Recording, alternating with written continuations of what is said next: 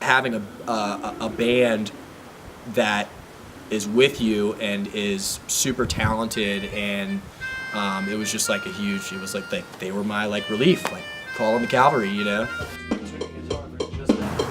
There's a certain magic that happens when you get everybody together and they're part of the process, and you can hear that. I think it definitely translates into music.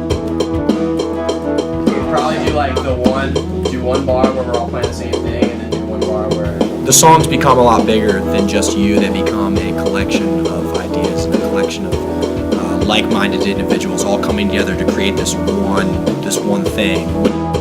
I can't point out one favorite moment of this trip because the whole time it's just, I'm feeling better this weekend than I have the past couple of months. Just the whole experience. I think we're all trying to just make a really solid record that maintains the integrity of what it means to make a record and what goes into making a record, and the energy and everything that it takes to make something that, at least in your mind, is great, and you know that you put your heart and soul into